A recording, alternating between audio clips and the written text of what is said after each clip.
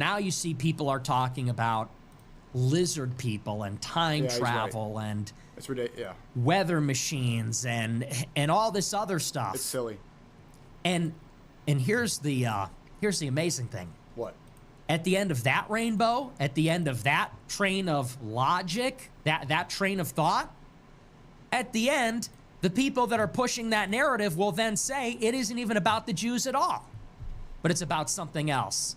And I'll show you a concrete example of exactly what I mean by that, because I saw it today. I watched Candace Owens do her show today. She talked about Epstein a little bit, and it was discursive. She had all these different digressions into Freud and psychology and all this other stuff, NASA. And in the end of her own show, she said, it's not about Jews and Christians. She said, it's about Khazarians who are really gypsies that are pagan occultists that are pretending to be Jews for the last 1,300 years, but they're not really. And you go, so this is the point. That's the point of all of that. You get people whipped up for 6 months with complete irrationality, what I would call the great or grand conspiracy. Now we're just getting into time travel and psychic children and lizard people and shapeshifters, Retarded. all this kind of stuff. That's what Nicki Minaj And in the end, what it leads to is it actually is a diversion from the only conspiracy that is true. And in the end, they want to deny aliens and shit. I see it in the chat too. The essence of the matter, which is that this is a theological, political story about Jews and Christians. Make no mistake about it. And this is Catholic doctrine. How come he's not wearing the quarter zip? The past 2,000 years, honestly, the past 5,000 years. Where's the quarter zip? It's a story of Jews and Christians, the church and the synagogue, Christ and the Pharisees. That's the story. Anyone that tells you otherwise, anyone that tells you it's the Khazarians, it's gypsies, it's occultists pretending to be Jews, it's not those good Jews. Judaism as such cannot be good. It does not have Jesus. Damn. So your law, Islam your does. tradition, your mysticism without Christ is dead. It's nothing. It can only tend towards evil. And that's the truth. So we're going to get into all that. That's my little preamble. And I hope that we're going to be grown up. Honestly, though, I don't care. I mean, this is a line in the sand, straight up. This is one of those shows, Straight up. just like with Trump, which I called correctly, and just like with everything else, this is one of these shows that is a line in the sand. Are you on the side of the truth, or are you on the side of slop? Are you an engagement farming slop pusher, and you don't really care?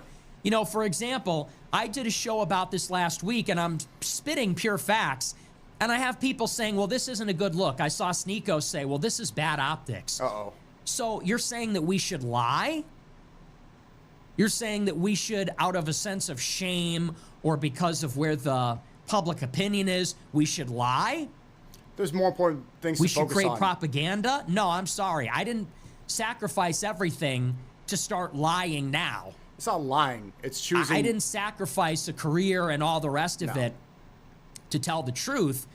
So the 10 years in, I could be held hostage by people that I red-pilled 6 months ago, that I red-pilled a couple years ago. I don't think so. So I'm drawing a line. You either care about the truth or you don't. It is reckless. It is like a runaway train. People just want to make more and more exaggerated claims. It only goes in one direction. More wild, more out there, more extreme, more fanatic. I do think it's bad optics to be wearing an Epstein quarter zip right now when the world is waking up about it and you position yourself to be a speaker of truth. It's bad optics to be wearing that and having all these clips out there about how awful he is and everything. Although that may be true, there's more important truths to get to. The same thing you're saying, it's not important to talk about Baal and Malak and the Satanism and the rituals and everything. It gets too schizo. I agree. I think we should focus on the fact that Epstein has worked for Israel. He was a Mossad agent, very clearly. Netanyahu's fingerprints are all over the files. He says Goy a million times. He's clearly a Jewish supremacist. Let's focus on that. I think it's bad optics right now to be passionate about the age of the victims or about how much ore he has. And, you know, wearing the quarter zip right now, it puts you in a bad position. And I care about this guy. I'm seeing people put threats on him for that stuff because there's a lot of outrage. It's not going to be helpful. So, yeah, what he's saying is true.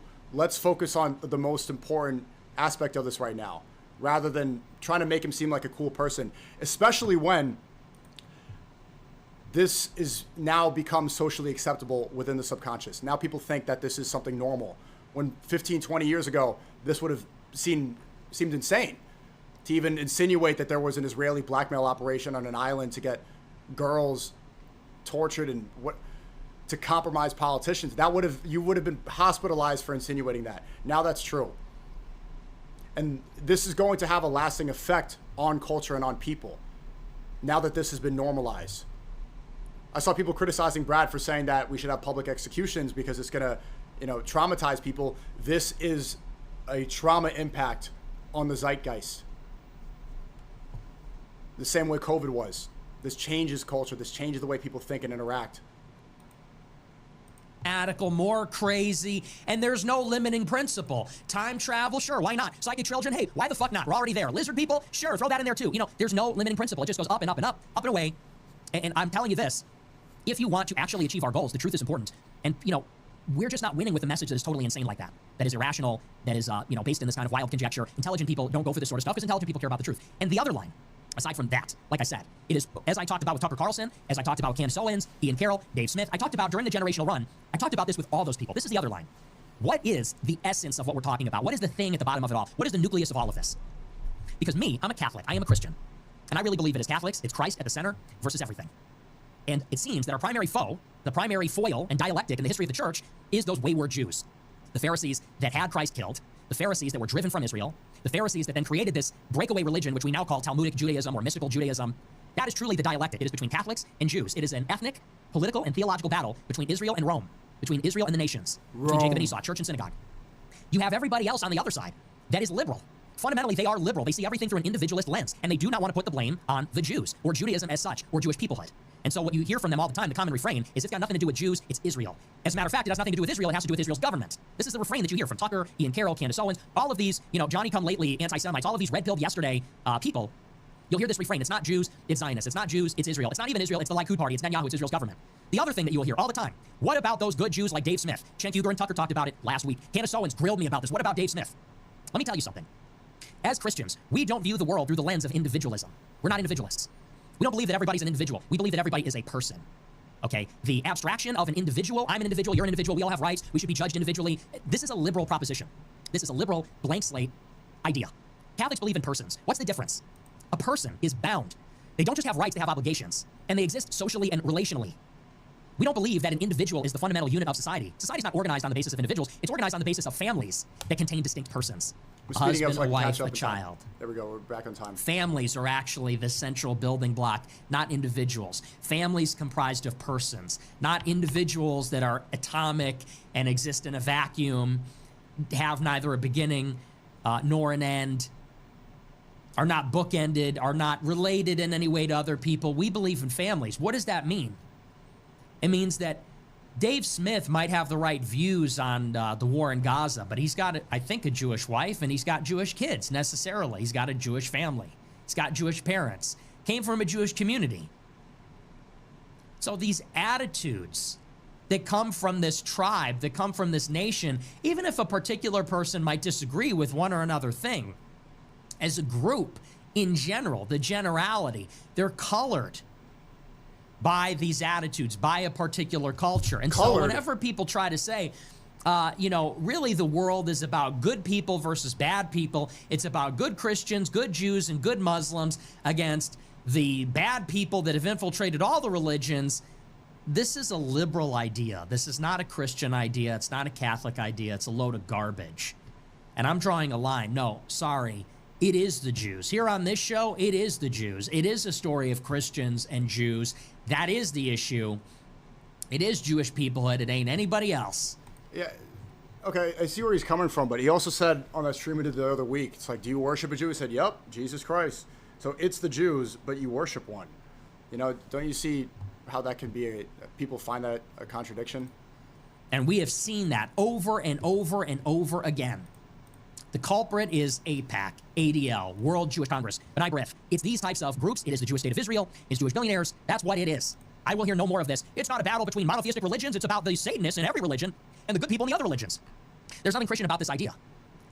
Christians don't think that you get to heaven and you achieve salvation by being a heckin' good dude. I'm a good dude in any religion. Oh, so believe whatever you want. No, there's a word for that. It's called indifferentism.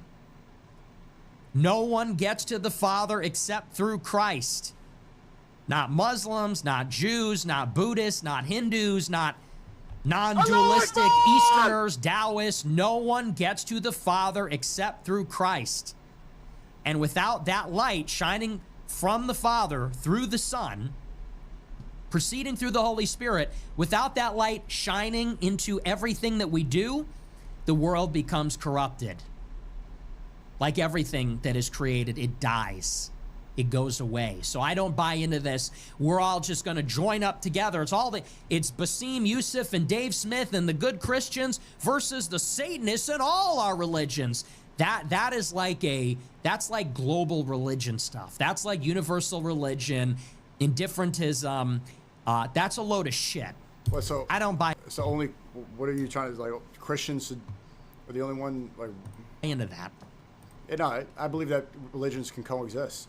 People should be able to coexist. You don't have to believe in what I believe in, but we can get along regardless. So that's another line. Let's talk about what is going on. I'm not buying into this occult nonsense and schizo type stuff. You want to look into that? You can look into that, but that is not where it is.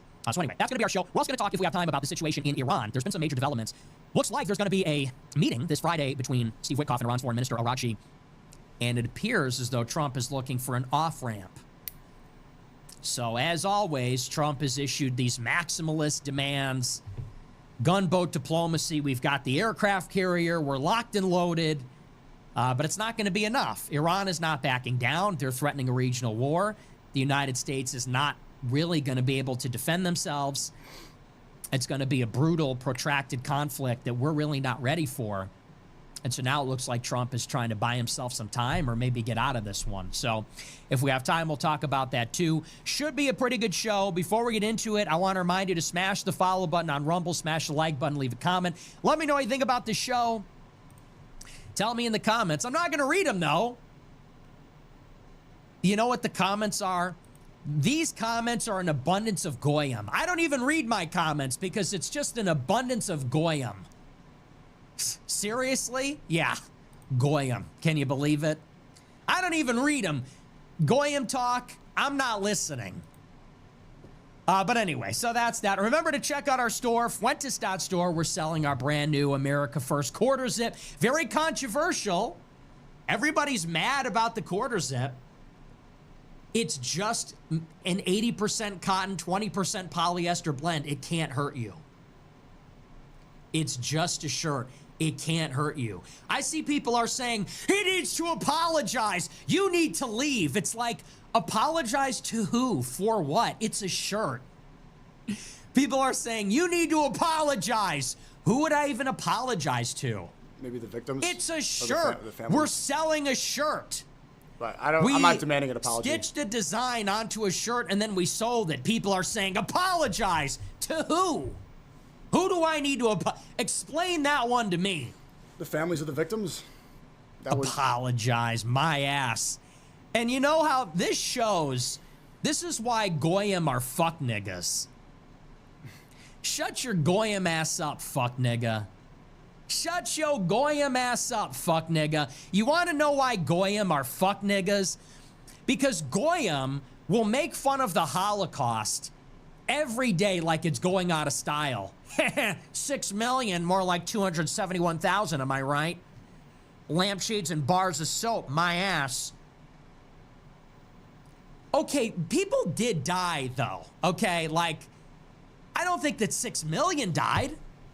I don't think they were turning to lampshades and bars of soap. People definitely died. But fuck nigga goyim make fun of that all day long. And they say, 6 million didn't really die. Well, the difference is Hitler was awesome, did nothing wrong. 100 years ago versus today. That's the difference. I mean, that's the argument you made on Piers. It's like, you want me to talk about Hitler all the time. It's over. It didn't happen. Hitler's dead. We're not part of the Nazis. This is over. Epstein's happening right now. Right now. That's the difference, is that the families and all this is still involved currently. Then a humble shirt salesman sells a humble little shirt, a cute little top that everybody loves. And people go, you need to apologize. I have kids.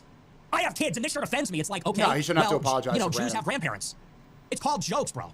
Now we can't make a fucking joke. Whoa. Hello, since when did this turn into like a GameStop? Niggas be coming in like, it's ma'am. It's ma'am. She was 17. It's like, it's, okay, what does that have to do with this delicious little shirt? It's, you know what? Goyim fucking ruin everything. They ruin everything. Well, he's joking. It's crazy. We're out here being edgy and having a good time. And it's like, look, when everybody was like a Jewish NPC, it was funny to say like, Jews suck, Hitler did nothing wrong, and everybody would freak out. And the same people would say, you're an anti-Semite. Now, it's like everyone's an anti-Semite. So now it's kind of funny to say like, Goyim suck. Jeffrey Epstein's awesome. Take away your island. What kind of man are you? Billionaire, playboy, philanthropist, city boy? That, you know, then you start posting TikTok edits about that and the same people go, you're a pedophile. It's like, okay. All right already. I've heard enough out of you, pal. Goyim in abundance. So anyway, everybody's freaking out. If you want to see the shirt that has caused so much controversy, Fuentes.store, check it out. We sold thousands of them. We've sold thousands. You will see people wearing them. Oh, I'm afraid they are very operational. You will see people at the gym, in college, at frat parties. I'm afraid the quarter zips are very operational. No one will be apologizing anytime soon. If your children don't like the shirts, I don't know what to tell them. Stop acting like Goyim. You don't want to be called the Goyim? Don't act like a Goyim. Goyim is kind of like the N-word, but for all Gentiles. And I feel like the wise old Goy that's kind of like shaking my head at these younger generations. I'm like, man. It's like I'm like doing a Chris Rock special, and I'm like, you got Gentiles and you got Goyim. It's like Gentiles go to church. Gentiles invent shit. Gentiles invented chemistry. Then you got Goyim. Goyim are wearing Crocs. Goyim are driving drunk and crashing into trees, wrapping around trees. Goyim do not give a shit. I don't want to live around Goyim. Goyim can't even read. Goyim are saying compartmentalize. Goyim are saying posthumous. So I feel like the Ankh, and I'm just like shaking my damn head at these fuck nigga Goyim. You know, like pull up your pants, man. Damn, this is why the Jews run our lives. I want Goyim to be respectable. You know, I'm like the William Booker. What was his name? Booker something. Booker Washington.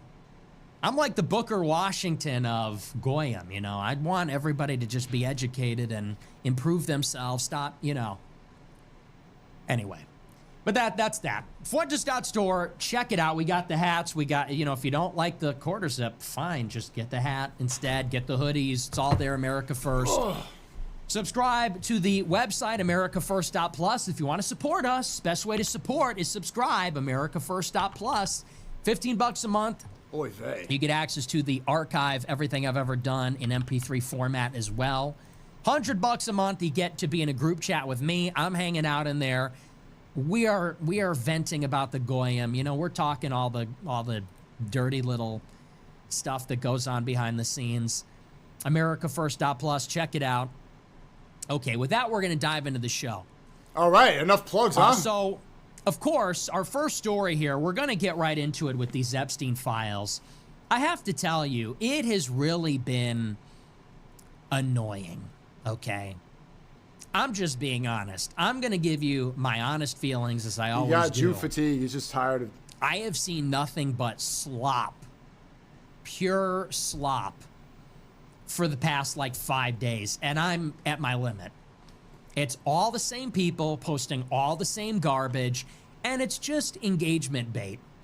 It's literally just the same people farming the engagement. It's important to spread information about this. And it's just people posting like, they call us Goyim. Can you believe that? Most people don't know that. Vague, rage bait, you know, slop content because of Twitter revenue sharing. Just vague government distrust, vague anti-Semitic content.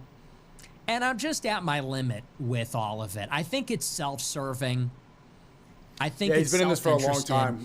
And we have to be very honest. There was a time I'm getting when I'm the getting people who too. talked about Epstein or Holocaust revisionism or 9/11. It was edgy. These were very intelligent I just people, said this too. academics, experts, and they were penalized for what they did. I think about guys like David Irving. David Irving is a world-class historian. He knows multiple languages. He reads primary source material. He's written dozens of books. He's brilliant. And he is currently elderly and sick and broke because his entire career was... First thing on my timeline.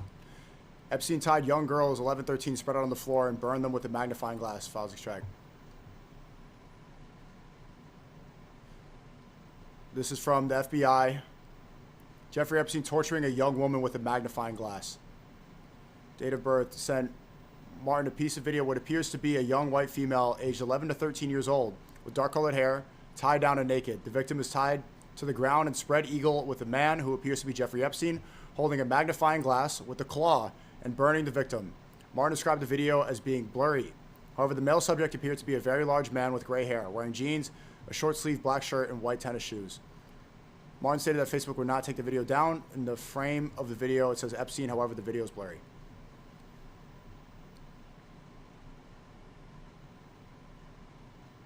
I don't know if you could really classify this as legitimate. Blurry video on Facebook? Was destroyed for speaking out, speaking the truth in the 80s, 90s, and 2000s. I think about a guy like Chris Bolin, who's a 9/11 expert. Same story. And there are others too. I think about Kevin McDonald. I think about Whitney Webb. People that have been interested in this stuff for a very long time. They're very intelligent. They've done the homework. They've researched this stuff. And in the early days of the internet, launched websites and uploaded all of it. And these were tireless warriors for the truth. And really, they were nerds. They were people that were very concerned with whether what they were saying was true or not. Conducted interviews, did independent research, read the reports, submitted FOIA requests, all that stuff. We got to be honest. Now, it is popular. It is mainstream. It is acceptable. And you could say it is being incentivized on the social platforms. And now there's just a glut of this stuff. And it's not particularly insightful or original or profound or funny or even in many cases true. You just have a brigade of people on the internet, on Twitter in particular, that ever since about a year ago, they just log on and post the same garbage every day. And it is very self-indulgent. I think it's very self-serving. I question the motivations of it. Like I said, it's not edifying, it's not profound, it's not original, it's not factual even. They're not posting information or data. It's just a lot of crap. And so it's people posting things like, Hitler would have killed these pedophiles. And you go, okay, so you want to meddle because you hate pedophiles? Everyone hates pedophiles. It's stuff like, kidnap Maduro, we should have kidnapped Netanyahu. It's like, how many times can we tweet stuff like this? How many ways can we retool this formula and just post the same kind of stuff every single day? Oh, it should have been Israel. I wish the government cared as much about the people as they do about the Epstein files. It's just that kind of stuff over and over. And this weekend was an explosion in this kind of stuff. And on top of it, you have people that, alongside this, are also committing the other cardinal sin, which is, and this is what my show is about tonight, just straight up lying about the information. So as you know, last week, at long last, a major tranche of Epstein files was released. 3 million files. And all this stuff hit the DOJ website all at once. And people started looking through it using AI and other tools. I also have sources in the federal government who are covering this stuff and have seen the documents. Emails and FBI tips and photos and all kinds of things.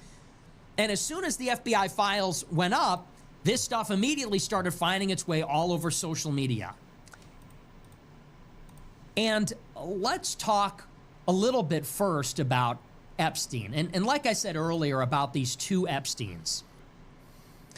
So you have the Epstein that we know about, who was convicted in the late 2000s of sex trafficking and specifically procuring underage girls for the purpose of sex trafficking. Yep. Who was then given a sweetheart plea deal negotiated by Alan Dershowitz, high-profile Jewish attorney, and Alex Acosta, who was a Trump labor secretary later on.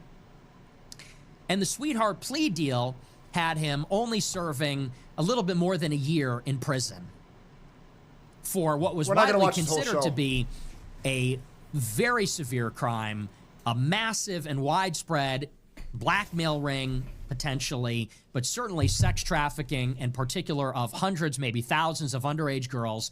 They say he got a slap on the wrist, and the reason being is because he was protected by intelligence. He had a strange fortune. Nobody really knows who he is, where he came from, how he made his money. Bro, what is... Somehow he's extremely connected. Dude, this clipper just sent me this. What is this? The fuck is this?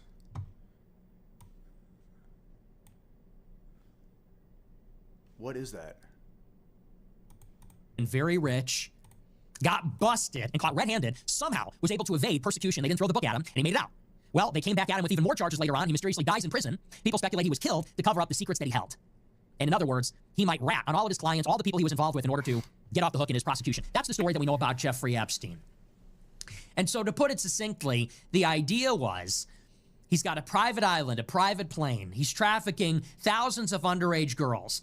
He's working for the Israelis. He's trafficking these underage girls.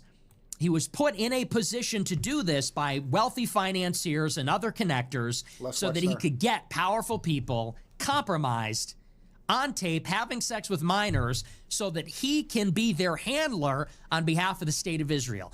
This is what is claimed by Epstein, or rather about Epstein. Now let's talk about what is in these files. This is why for many years there was a popular call for all these files that were held by the DOJ and the FBI to be released. Because people said only when we see the true breadth and depth of the DOJ's investigation will we learn the true nature of this criminal enterprise.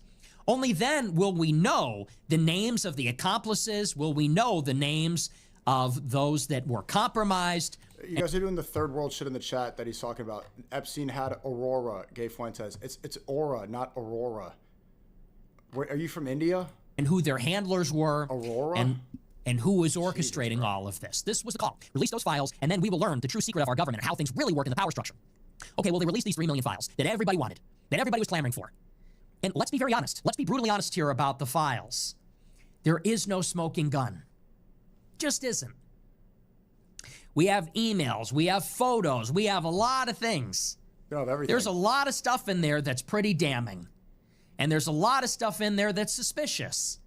And stuff in there that is, there's some wild claims that are made in the files.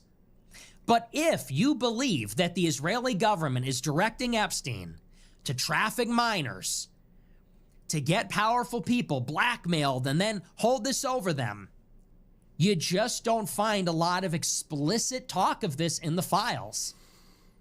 Is there even one email? Is there even one correspondence? There's one email where Epstein is talking about how he secured a meeting with Netanyahu. Where Epstein is talking to his handler about, oh, we blackmailed this guy. Is there any mention of blackmail? Is there any mention of someone being compromised on a tape? Is there any mention of any of that? Not really. No smoking gun. Have we learned through any explicit, detailed material, anything direct inside the files, which government was really controlling him? Or who he was controlling, or what he got them to do? It's not in there. Epstein himself said that he thinks that Mossad killed Robert Maxwell because he tried to extort them for $400 million. It just isn't. What is in the files is a lot of vague innuendo. There is vague talk of sex tapes, and there is some Pizzagate-like lingo, coded language, which is certainly disturbing. And there's correspondences with powerful people, and there's innuendo about being part of Mossad. And there are some pretty extreme allegations. Didn't Epstein say that the Goyim are only here to serve the people of Israel? We just saw that. Epstein said that Goyim are subhuman and their only purpose on this earth is to serve Israel. But there just isn't any smoking gun. If you're looking for it, you're not going to find it in here. Now, perfectly reasonable explanation for this. If Epstein really is a super spy, why would you expect to find this in the files? Either it was never written down, it was never put in writing, or if it was destroyed. And the evidence certainly has been tampered with. Because Epstein was originally charged in 2006. That's 20 years ago. So is it plausible that the evidence has been destroyed or tampered with over the course of 20 years? Absolutely. You have to assume that it was. Epstein was charged again in 2019. It's 2026. So 6 years have passed since he died. 20 years have passed since he was originally charged. And there are high-profile reports that Epstein's people got to these tapes, got to the island, the Manhattan townhouse, before the FBI did. We could also imagine, again, as I said, that maybe all the evidence never found its way into a written correspondence. So there's a plausible explanation for this. But what does that mean? What does that imply for our conclusions about the Epstein files? We have to take all this information, and we can't look at it as the end-all, be-all. We can't look at all these files and say, okay, this is it. This is the proof, because if that's your proof, it's pretty shaky. It's not great. You're building a house on sand because there's nothing really solid in here. People point to an email where Epstein said, I love that torture video. I'm sorry, but that could mean anything. And some people might say, it's very clear. It really isn't. Epstein was a degenerate, okay? He had books about sadomasochism. He was clearly a sex addict. Clearly had a lot of eclectic and eccentric tastes and interests. And without context, we don't know who he's talking to. We don't know what the email he's replying to said. That's the sort of evidence that passes on Twitter. You have one email, I like the torture video. Obviously, given what Epstein is involved in, it's suggestive. And certainly one possibility is he is saying he's replying to a video of the torture, probably of someone underage and blah, blah, blah. It's a possibility, but it's inconclusive. I mean, we really don't know. It's ambiguous. It's suggestive. And the Epstein files are filled with this. There's another exchange with Ehud Barak, where he says, Israeli Prime Minister, make sure to tell the Qataris that we're negotiating with that I'm not Mossad. And Barak says, who? That I'm not Mossad or you're not Mossad? And Epstein says, tell them I'm not Mossad. Again, that is suggestive, but it's not conclusive. It's not really evidence. It's ambiguous. Now, you can read into that what you'd like to see. You could read into all of this what you'd like to see. But it doesn't really corroborate it. Again, from Jeffrey Epstein to Jess Staley, against all odds, we have been granted a meeting with Prime Minister Netanyahu. Not Israeli Prime Minister. Anything. And if you're trying to make the case about Epstein, you're going to be found wanting. And this is sort of my problem with the Epstein literature. The more that you look into these more exaggerated claims, the more you realize there isn't a ton of evidence for it. You can watch a Daryl Cooper interview with Tucker. You can read the Whitney Webb book. You can read through the DOJ memo, the charging document in 2006. You could read through the DOJ memo from this document dump last week. There's just not a lot of there. There's not really a smoking gun. If what you're looking for is the blueprint for, Evil Island, where the politicians are doing demonic rituals and sacrifices and pedophilia for, the cabal of Satanists and whatever, it's not in there. You're not going to find it. And this is why people are they're really scouring the emails for anything that looks shady, taking things that are pretty vague and ambiguous. They're embellishing these things. They're reading into it what they'd like to see, but which really isn't actually there. And then they're passing it off as established fact, and then using that then to form a theory. So they'll take the email that says torture video, and they're saying, well, clearly he was talking about a video of torturing a child and probably dismembering them. Like, that's not in there, but they have taken something that they found. It says torture. Okay, so we scoured the evidence, cherry-picked what we like. Then we read into it the worst possible interpretation. Then we're extrapolating out that he is dismembering and torturing people for the devil, and then passing that off as though it's a fact and building this theory that he was this really like a boogeyman-like figure. And that, I think, is problematic. I think you're going to find that that is actually not convincing. Here is what you can say about the Epstein files based on what we have seen. And I said this on Friday, and I said this on Twitter. What we can conclude from the Epstein files is that the Epstein files are incomplete. Yes. Obviously, they are redacted. True. We don't have all the names. True. We don't have all the information, and half of them weren't even released. We can also conclude something was going on there. Obviously, something was going on that island. What? Epstein was involved in some capacity. He was not just a tax genius. He was something more. So the only sensible thing to say about the files is that the FBI must reopen the investigation. The DOJ must reopen the investigation. Because, and here's the thing, the American public deserves transparency. It's our right to see the files. This concerns our elites. This concerns our government. We're never gonna this get it all. concerns powerful people. It is the right of the American public to see this stuff. With that being said, you're only really supposed to believe none of what you hear, half of what you see. We don't really know what's going on here.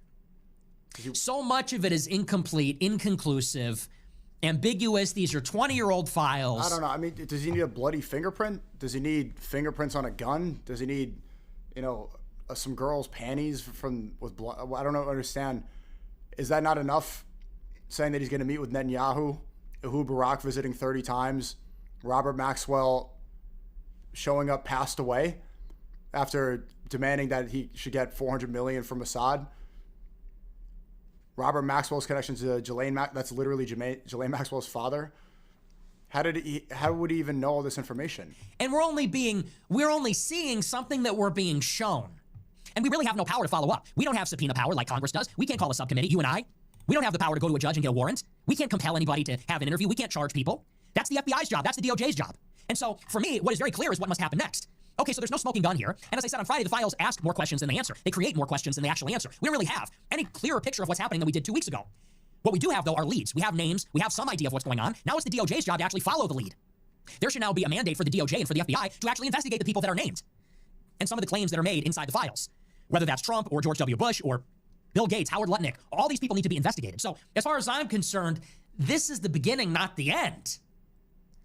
And it's the FBI's job and the DOJ's job, not our job. And it's not to say that we shouldn't investigate and ask questions. We should.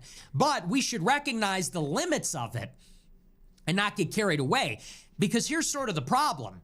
I see what is happening, which is that people have turned this Epstein thing into, like, that is the skeleton key. Once we have the Epstein files, everything will be answered. Well, that clearly didn't happen.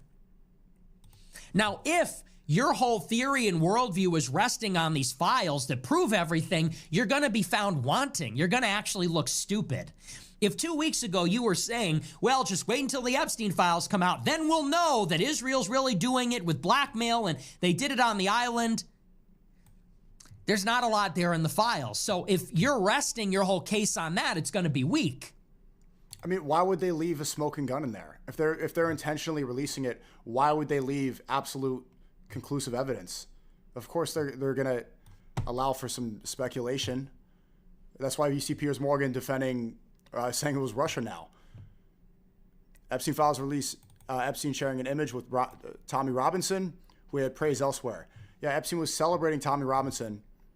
Sends a picture to see Bannon, backbone of England. That's why the pound's so low, cheap at any price. This is Tommy Robinson now. We have lost 6 Why else would Tommy Robinson be million of our people? You have 6 million. 6 million of our people. Men, women, children. Bro, what the fuck? Jeffrey Epstein wrote, "This is the way the Jew make money and made a fortune in the past 10 years, selling short the shipping futures, let the Goyim. Goyim were only born to serve us," he said in a 2010 sermon. "Without that, they have no place in the world, only to serve the people of Israel."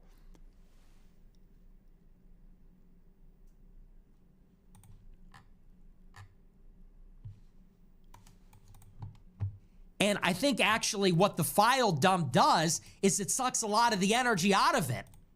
People look at this and they go, yeah, there's nothing really there. And they turn and they say, well, what can we do? The files got released, now what? Here's what has to happen next. These are leads that the DOJ and the FBI needs to follow and get to the bottom of. With that being said, I want to get into some of these falsehoods and this idea of what we know about Epstein, what is in the files and what is not in the files. So as I said at the top of the show, you sort of have these two different pictures of Epstein, and they tell us different things about the world and how conspiracy theorists think about the world. As I said, there was one picture of Epstein, which to me is very grounded and very realistic. It sees him as a human being, and in the context of the wider world, it tells us a lot about how the United States works. And I told you at the top, Epstein is a Jew from a Jewish neighborhood. He got his fortune mysteriously from Jewish financiers. Why? No one knows. They just gave him hundreds of millions of dollars. Two Jewish financiers by the name of Leon Black and Les Wexner gave Epstein $500 million and a house and a jet and an island and a company. Why? They say because he had a great personality, because he was such a great guy. Now, what that looks like is that Epstein was an intelligence operative. Okay? Nobody's giving anybody $500 million because they like the cut of their jib. You give somebody $500 million if you are working with Israel and that person is working with Israel and they need capital to do their job. That's what a spy looks like. That is what a mercenary looks like. That's what a fixer looks like. That's like a Better Call Saul type figure. That is an intermediary. That's a go-between. That is someone who can be whatever they need to be for their state sponsor. What's the chat saying? Epstein, being a Jew from a Jewish neighborhood, involved with the intelligence agencies, receiving this fortune from Jewish millionaires that are in bed with Israel, he sets up the sex trafficking ring with all these celebrities, government officials, financiers, bankers, etc. For who? For who? And he's getting into some weird stuff with these people. He gets charged. He gets convicted. What does this tell us about the way the world works? Well, it tells us an awful lot about organized Jewry in America, which is that Jews identify as Jewish. They have an allegiance to Israel, which sometimes goes to the level of cooperation with their government as a spy. They represent something like a fifth column. And they will do these things. Powerful Jewish billionaires work with Israel to help Israeli spies. And these Israeli spies get in all the rooms where decisions are being made. And they have leverage over the decision makers. And so that is how Jews in Israel can exert influence and control over decisions being made in America, in Europe, in the Middle East, all over the world. It tells us something about the world, that Epstein is basically a Jewish operative. Okay. But then you have this other story. Wait, what? Where people are saying that no, Epstein was not grooming 14 to 17-year-olds, underage girls, so that he could solicit blackmail material. Rather, he was actually a pedophile. And he was into actual children, prepubescent children. And why was he into something so heinous? Because he is a truly wicked person. Totally irredeemable, not accessible at all. This is just diabolical evil. And so is everybody he knew. And not only were they raping violently the youngest children, but they were doing it part of their satanic religion. And as a matter of fact, they weren't involved with Israel. They are involved in some kind of satanic cabal that runs the world and all this kind of stuff. Now, these are two different Epsteins, and these are two very different conspiracies, two different pictures of the world. One is a story about Jews in the world. This is a group of people. They're very tribal. They're human. They're human beings like you and I. And as a group, they have a certain consciousness. They're a minority. They have this chip on their shoulder. They've been threatened in the past by Hitler and by the Catholic monarchs and by other groups. And so they're very defensive. They have a siege mentality. They're also smart and crafty. They have a stick-to-itiveness, or rather a stick-togetherness. And so when they get into a society, they tend to operate like an organism. They help each other, they work together, and they have this disdain for the native population and inward loyalty. They sort of help each other rise up the ladder and then exert all this influence. That's how the world works. This is about human beings. Human beings and temptation and power and loyalty and tribalism. The other story is a story about magic and, about unseen things. And it's a story about things that are not really provable and these sort of fantastical ideas. True demons walking among us, people that we could never understand because they're so heinous for the sake of being heinous and the rest of it. Well, I want to point to some pieces of evidence for the latter that people found in the Epstein files that were totally debunked. I saw this on Twitter. If it's a waste of time, then why talk about it? So here's one piece of evidence to support the latter theory. People are going through the 3 million files, and somebody found what appeared to be a document that said Is he talking about the Ball Epstein made a bank transfer to an entity named Baal. I don't think that's legitimate. B-A-A-L. And there's a document in the Epstein files that says that Epstein gave $11,000 to Baal, which happens to be the name of a demon, a Middle Eastern deity named in the Old Testament, and which was worshipped by Middle Eastern pagans and these ancient religions. They said that Epstein gave money to Baal. He named an entity after Baal. Why? Because he's a devil worshiper. Why would he be transferring money to this entity? Well, he made it. He named it after a demon because he's a demon worshiper. And everything he did was in the name of the devil, in the name of Baal. Just one problem with this. Totally fake. There is a document in the files that says Baal, but that is only because it was scanned by a scanning machine. The original file, the actual physical file, said bank name. But because the ink on the original file was smudged when it was scanned and then transcribed, it perceived the N and the K as an A and an L. Now, if you actually read the entire document, it was very clear from context clues that it said bank name. It was very obvious because it said bank name : Wallovia Bank. Who give? Oh, thanks for the 25. But people didn't appreciate it, man. They didn't look at the context. They didn't look at the actual document. They just said Baal. And even though that didn't even really make sense in context, they found what they were looking for, took that, read into it that it was demon worship. Then they pushed that as an established fact and extrapolated out that he must be a devil worshiper. I will show it to you on the screen right now. This is from Yahoo News. We have this advertisement here we can't get rid of. I'm going to pull it up for you. Fact check. No, Baal bank account and Epstein bank transfer document to JP Morgan is a scanning error. Does a document in the Epstein files show he had a bank account named Baal, a demonic figure? No, that's not true.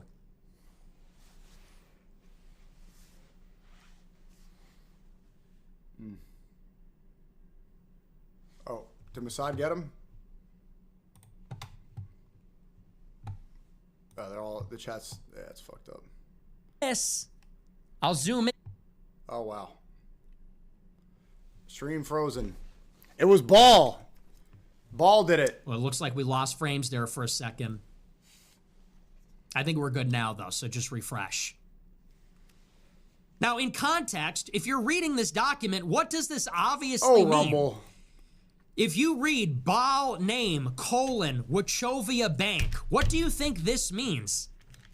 And then if you see below, it says routing, account number, account name, What do you think this says? Do you think this means Baal name? Or do you think it makes more sense that it says bank name? If you have ever done a wire transfer, you have the name of the bank, the routing number, the account number, the name of the account. And here's all that information. Wachovia Bank. Which bank is it? Wachovia Bank. So what do you think this really says? Do you think it says Baal? That's what I'm saying. It's like he's saying that it's getting too schizo and conspiracy. Then I think a better priority for the show would be telling the truth about what's in the files and analyzing them. He's spending a lot of energy. You know, he's spending most of the show so far has been discrediting people who are looking into it. Name of a demon. See? He's a devil worshiper. It's all.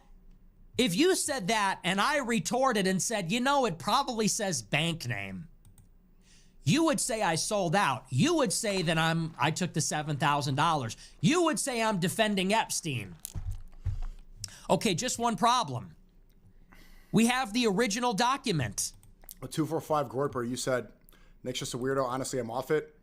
Your name's 245. Your name is 245 Groiper. Why does Nick defend MC so much? Because he loves Epstein.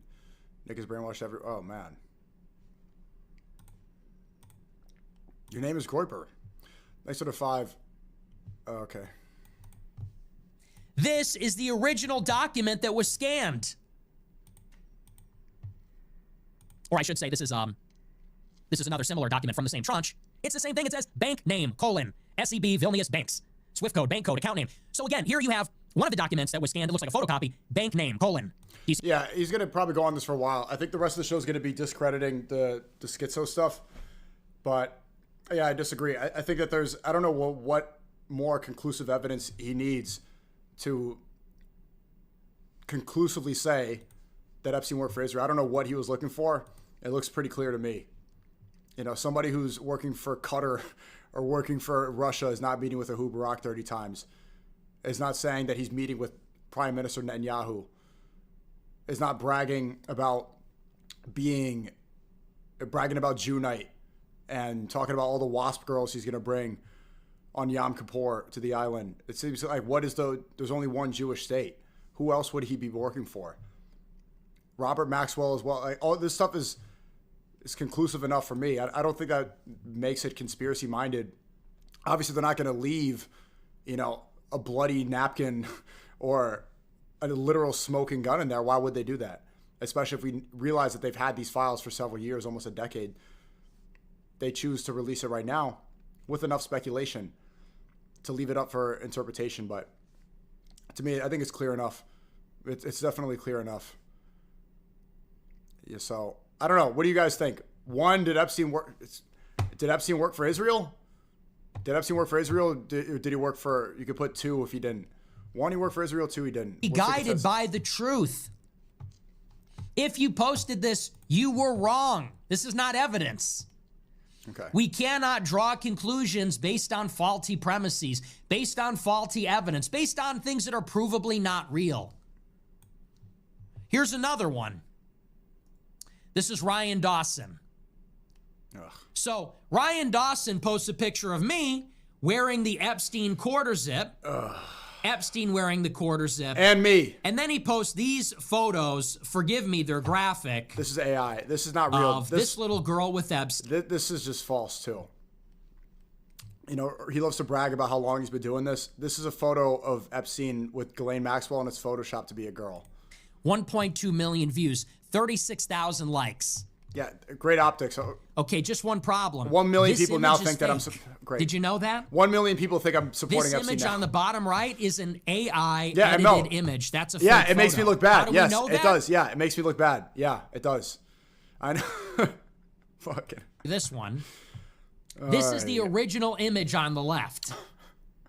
And again, I apologize. It's graphic. I don't want to be showing you this. This is a boy named Johnny Ghosh. He was kidnapped in the 90s. And there's a documentary about it on Netflix. It's called Finding Johnny or Where's Johnny, something like that. And it's a long story, but this little boy was kidnapped in the 80s. They were looking for him for 10 years. Somebody sent this photo to the victim's mother. Nobody knows to this day if that's the missing child or if it's somebody else. This is a 30-year-old photo. This is a different photo. This photo has existed on the internet for 10 years. It's the same photo. It's in a Netflix Again, Chad, don't you want to see him spend some time? He's spending it all debunking the conspiracy theories. I would like to see some energy focusing on the files. This whole show so far has just been debunking people who are looking into it rather than, you know, investigating. This has been a major release. I'm interested in what he has to say actually about the files. That's because this is the original, and you could see wooden slats here. I mean, it's identical. The way the arm is shaped. This is the original. This is edited. And this photo's been passed around for 20 years. Totally fake. He didn't mention that the Epstein photo, that this is a fake photo. But no one's going to know. This is a fake photo. 1.2 million views, 36,000 likes. It's not cool or funny. Look at this. That's another one. Can he mention that I didn't wear the shirt? Can he mention that? Your third example. That'd be great. Another one. This one has 1 million views, 1.2 million views, 32,000 likes. I just brought that up. Just in. Epstein tied young girls aged 11 to 13 spread out on the floor, burned them with a magnifying glass. That sounds weird. Tied 11 to 13-year-olds to the grass and then used a magnifying glass to amplify the sun to burn them. This is one of the complaints, and I'll read it to you if you can't read it yourself. This is a tip to the FBI. It says, residential number called the FBI National Threat Operation to report a viral video of what appears to be Jeffrey Epstein torturing a young woman with a magnifying glass. Martin provided the following information. Martin sent a piece of a video of what appeared to be a young white female aged 11 to 13 with dark-colored hair tied down and naked. The victim is tied to the ground and spread eagle with a man who appears to be Jeff Epstein holding a magnifying glass and burning the victim. Yeah, it's ridiculous. Martin described the video as being blurry. However, the male subject appeared to be a very large man with gray hair wearing jeans, a short-sleeved black shirt, and white tennis shoes. Martin stated Facebook would not take the video down. In the frame of the video, it says Epstein. However, the video is blurry. Here's another one. An open source query of Epstein and magnifying glass video resolved to a tweet from December 9, 2019 of a picture of what appears to be an adult woman naked, tied down and gagged, lying on the grass. The woman has multiple magnifying glasses on her body. The male subject in the video is wearing jeans, t-shirt, tennis shoes. You get the idea.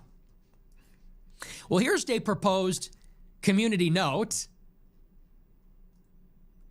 I'll read this one to you. It says, the depicted scene is from a BDSM porno. Right. Chet, let me know when he gets to the actual files rather than debunking schizo stuff. Because, yeah, get the point. Okay, let's get into these videos for today. Let's get into these videos from today. Monkey, I'm going to eat my food. We can go monkey later. I knew damn well, I saw that guy spam monkey in caps, and I knew before even reading the name that it was SBF. Dude, you just sit in my stream for hours and beg to see. If you want to watch Hassan Piker, go watch Hassan Piker. Like, I'm tired of, like, low-energy dork activity. Not saying that that's all you, but people come in here all the time and just beg. I saw him even post on the Daily SNEAKO account saying, I like Hassan. I'm not even going to mention what you said, but, bro, keep the small dog, like, Indian... Not the all Indians, but keep that like not in my stream. Go on, monkey. Shut up. Shut up. Can you go on? Like, my audience is growing. The streams are doing great. And then there's so many, you know, loyal love speech people too.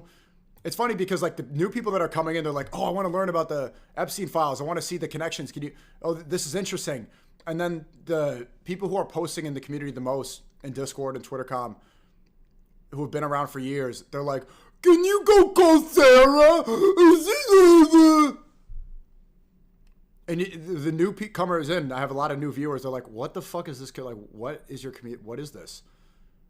I wanted to learn about, you know, I wanted to hear about, this was interesting. Can you speak about this? And the most, for some reason, the core active one, what a goon, a goon.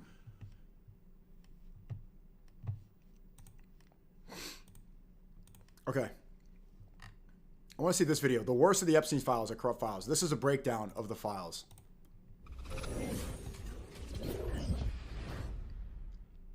Okay. By the time this video gets out there, there's probably going to be even more, but with a brand new multi-million page Epstein data dump, I wanted to dive in and look at the most immediately damaging stuff that we have, and also talk about just how badly the government screwed up, because it is bad, like historically bad levels of incompetence. Let's start with this, because we absolutely need the context. This is Todd Blanche, former personal lawyer for Donald Trump, who is now Deputy Attorney General of the United States. On January 30th, 2026, Blanche took the stage for a massive press conference unveiling that the DOJ and the FBI would be releasing about 3.5 million pages of new Epstein files as required by congressional law. The important part is at about 4 minutes and 10 seconds in, where he discusses the redaction guidelines and bloviates at length about how strict the criteria was, how hard their staff worked on these redactions, and how nothing was being withheld on the basis of national security. If you actually listened to him and took his words at face value, which you absolutely should not do, this is the most transparent administration ever. The quality of their work is unimpeachable, and the redactions that they made were only to protect victim information, nothing else. Sadly, that is a lie. Over the course of today's video, I'll go through a series of examples in an effort to give as comprehensive a look as I can so far for this file dump. But at the end of it all, I want everyone to consider a question. Is the current governing administration in the United States telling the truth? Here we go. Item number 1, which is actually 2 documents in this case, EFTA 01660679 and EFTA 01660651. These documents show a collection of insane allegations against Donald Trump. These come from the NTOC, National Threat Operations Center at the FBI. So these are all real. And vet public tips. and some of them are very obviously marked as not credible. Others are flagged as no contact made after attempting to follow up with the caller. But here and there, you start finding that some... Again, I also find it ridiculous to be like, okay, the DOJ needs to do this. There's no conclusive evidence here. They need to investigate. Like, if we're now realizing that so many politicians and people in intelligence agencies have been blackmailed, then why are we going to put full faith that they're going to be transparent about this and even release correct information? There's a valid distrust with the people, and you can't determine that everything that's going to be, if it's being released strategically now, for what reason, you can't expect them to be like, okay, the FBI needs to do this and the FBI needs to SNEAKO Monkey is honestly destroying the integrity of your message. We also know that Clav was right to call it low IQ. Stop pandering to randos so they can glaze you. I'm not pandering to randos. I'm doing what I'm interested in. I'm not going to also pander to like gooning retards who just sit all day long and don't talk to women and then just want brain rot content and like begging for liberal shit. Go watch Twitch. Lead being sent to conduct interviews. Obviously, I can't comment on the authenticity of these allegations overall, but there's something else I found interesting, something far more important in my mind, that speaks to the credibility of the DOJ, the Department of Justice itself, and their decision-making when it came to these redactions. Look at these two documents. Separate files, sure, but not always different content. Quote, complainant was spoken to and deemed not credible. Additional research showed 3 separate blank, and then it's all redacted. However, this file isn't. The rest of the sentence says, quote, incidents involving police which requested in mandatory psychiatric evaluations, end quote. That right there, although small in a vacuum, is the very first example in a massive, massive pattern. A pattern where the DOJ is redacting things that make no sense. Things that they have no legal right to withhold, and things that may in fact matter a great deal. Sneaky spams Israel content and gets mad when we want normal content. Yeah, well, this is obviously extremely important right now. You know, the Epstein files are just released, and then you get like the core, yeah, we're the core community. Can we goon? It's the most important time to talk about this and use my voice. I'm literally fighting like at an 8-front battle with Matt Walsh, Piers Morgan. You got the Cobra Tates going, trying to slander me and call me an anti-Semite. Can we go do goon stuff and risk baddies? I'm from India and I don't talk to girls. Can you talk to American girls? Classic Zio tactic. Like, we want this. Was fully clothed. He said to wait a second, that he was going to get on the massage table. He got undressed and put a towel around him. She didn't see anything. They always gave her the money. She paid so-and-so and so-and-so when they first walked in the door. Everybody always got paid $200. Epstein said he would like to see her again, and from what she remembers, Epstein asked her for my number, and she gave... So, yeah, I know this file. This is the first file that he's covered on the stream, and this is the one where the girl is extremely happy with Epstein. She had heard he liked topless massages, and of course he thought she was 18. Epstein said, yeah, that he did prefer that. She said, okay, who wouldn't? She gave Epstein a topless massage. He never turned over during the first massage. She was called the next day, took a taxi to the residence. Epstein did not call her. Epstein getting a Kaaba Kiswa and using it as a carpet helps show that Islam is the right path, no? I don't know. And have her friends take her. Something. Once she had met Epstein, he was a very awesome guy, and she ended up giving him her number. She'd rather go to him on her own. Again, so the first file he reads is where this girl is saying that Epstein's an awesome guy. Instead of all, there's so many files to cover. Why is this the first one? She's paid for out of money that she made performing the massages. She used a bunch of different taxi companies. She was living somewhere. Second massage, she went there by herself. Epstein on his stomach, towel over him. She had her top off. He asked me he asked me the whole time, are you comfortable with me doing this? And she said, yes. He turned around. This was at the end of the massage. She said that their 30-minute massage, usually even shorter than that Epstein masturbated at the end of the massage. It was like 2 seconds. He didn't touch her, Sarah, and she bro. didn't touch him. I don't care what you're saying, do more girl content. We need Maya too, bro. Please stop ignoring your fans. We want sleep streams too. He continued to masturbate. He paid $200. Sometimes Epstein would, and sometimes she would pay. The massage ended after he ejaculated, but he did not release every time. Sometimes he just wanted his feet massage or back massage. That's what the Netflix documentary was all covering. This is the second part. I don't know if I'll read the entire thing. That's it's the Palm Beach residence. She never used a back massager. Yeah, I had a boyfriend. He was a jealous boy. He didn't care. Bring home the bacon. I would bring girls there when she was pregnant. Through a baby shower, he got me furniture and a rattle for my son. He sent her to bring me gifts for the baby. He asked if She had a boyfriend. We talked like friends in our life stories. You probably knew my whole story. She told Epstein she wanted to be a model, and Epstein said he would help her, 16 at the time. Epstein said, I will definitely take you and bring you up to New York because he had models there. SNEAKO play a game later. She would always turn him down because I was 16. He asked a couple times. He said, I will bring you to New York or Brazil. We could try to fulfill your dreams. And she would always say no because I was young and I didn't want to screw up the 18 thing. After I had the baby, something changed. I was a bad girl. She totally changed. Brought girls 2 times after she had the baby. Epstein and her stopped talking. They each had their own lives. Yes, I was late on my rent. I asked him for like $300. He gave her $500. She can't remember if Epstein was in town or not, but he was not there. He went to Brazil. He had to come back with a whole bunch of bikinis. He gave her a bikini. He told her to choose one. The girl who died recommended... Giga Chad, Aura Regained, Giga Chad. Almost there. Everybody loved Epstein. Every girl that I bought was fine with it. As far as I know, we all had fun there. We ate the food he gave, free bikinis, nothing about any cops. It's all in the Netflix doc. Hopefully Epstein doesn't find out our age. He always told them, and I told them, you don't have to do anything you're not comfortable. Oh my gosh, I wasn't expecting that. That was kind of weird. We were so young, and Epstein didn't know that the whole thing was shaken up. When I brought them there, I thought they were 18, 19, 20. A couple times I brought 16-year-olds. And they were scared to say they were 18. What if he finds out afterward? If he climaxed, they were shaken up. I would say it was okay, and they would say they weren't expecting that. He told Epstein they were comfortable with it. She was thinking, if anything, they were scared. Maybe they felt obligated. Usually the girls I brought one time wouldn't see them again. Approximately 30 girls taken. Never any alcohol or drugs. When she was 16, she smoked pot. Jeffrey always made me feel so comfortable. I thought I was a big girl. I was 18. All right, Jake Shields is calling. Hold on. Hey, Jake, I'm on stream. What's up, brother? How you doing? Good. You want to get on FaceTime real quick? Hold on, let me call you. This is such an L segment. Please call Sarah or Maya. Need more goon content. I'm just waiting my shit out. All right, bye. All right, bye. W. Jake. Stopped. I didn't feel like it was right. She was a stay-at-home mom. She had a beautiful baby boy. Worked at LA Fitness, Romeo's Pizza. Super chat. She told me she wanted to stay home with my baby. She and her were friends, blah, blah, blah. I hope nothing happens to Jeffrey. He is an awesome man, and it is a shame that he has to go through this. I love him as a friend. He has done so much for me. Oh, man. Okay. Goy, listen here, Goy. What is the point you will of do a reading through all sleep this? stream. Goy, me more be entertainment. So dance, Goy. Dance, gesture, Goy. Gesture, or I will get my demon Matt Walsh. Defend Jeffrey Epstein at all. I'm not trying to justify what he did. I'm not trying to minimize it. I'm not trying to exonerate him. My view on Jeffrey Epstein is that he is a hedonist and an evil man. And what he did was evil.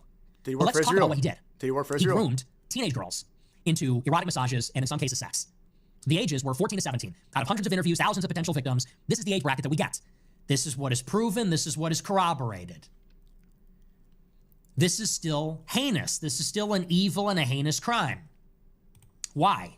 Free Epstein. Well, if it isn't obvious, because 14 to 17-year-old girls are vulnerable, especially if they come from a broken home, which almost all of them did.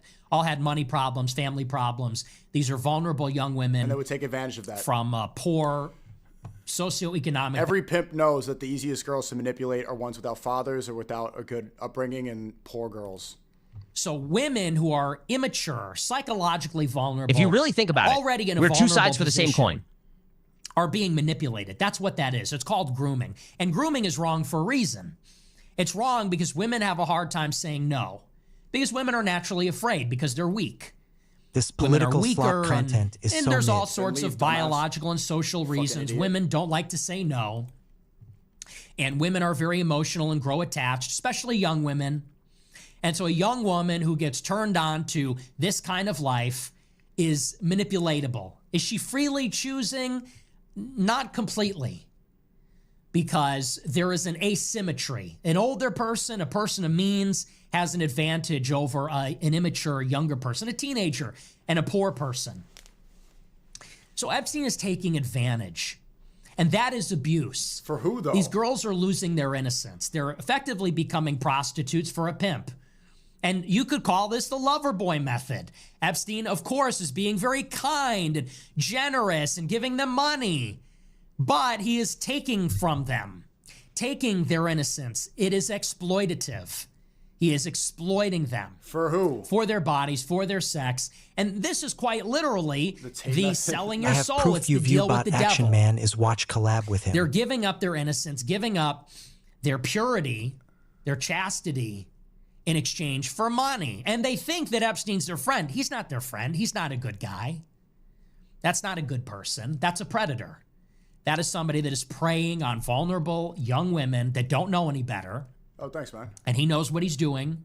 Supporters in the chat. Cynically and hedonistically manipulating them so that he could use them for himself, for his friends. And that is heinous. This chat, hate Jews, said SNEAKO has fucked 10 times as many 14-year-olds. What the fuck, bro? What? He got this plea deal. That's really a political question, but they should have brought the whole weight of the law against him for victimizing hundreds and thousands of girls, effectively turning them out into prostitutes. No doubt about it. This is wrong. So I want to be very clear. My purpose here is not in any way, shape, or form to excuse it, moralize it, minimize it, justify it, electrical business rationalize it. owner. It's not the I've learned purpose. so much from your content and appreciate it. Hey, thanks, bro. There's a lot of dudes like me that need it. Thanks a lot, man. Thanks a lot. I appreciate it a lot. Good luck with your electrical business. Keep at it. Keep working hard, bro. Wish all the success to you. What was actually happening? I'm trying to paint a picture for you of what this really is, because first of all, it's the truth, and we need to know the truth of the matter if we want to gain understanding. And the facts of how this actually happens this is points boring. towards the why. I'm so sick of this garbage content. This is not Do a human something interest else, story. go. At the end of the day, Sarah, Epstein please, is not for a the love of subject of God. interest because he's a sex criminal. Unfortunately, in the world, there are a lot of sex criminals. Unfortunately, this happens all the time. Bro. OnlyFans. Epstein, greater sign, SNEAKO. What the? SNEAKO, low IQ African bitch. Much of it. Hollywood, they're in the same business as Jeffrey Epstein at the end of the day. Why are we interested in the story? It's not because a sex crime was committed. It's because a sex crime was committed by somebody who was probably an intelligence operative. For who? Now, understanding his mode, his method, the how, this is key to understanding the why. This is key to understanding what he was really doing. And so the reason that I bring all this information out, it is not to say Epstein didn't transfer money to Baal and, you know, he didn't tie up this little girl and he didn't have sex with this little girl. Therefore, he's a good guy. Therefore, leave. That's not what I'm saying. I'm saying we have to be very precise and rigorous and truthful in how we evaluate this information. We have to be investigators. We have to use a forensic method. Okay. And so, no, I'm sorry, AI edited images and misleading information and who did he work for? Transcription errors, that cannot be permitted. He's definitely said that I'll before. go back to streaming with Sarah if you want to get views again. We need goon content. He for sure said before that Epstein worked for Israel, no? I'm almost certain he said that. I'm almost certain that's been... Here is that Epstein was grooming teenagers.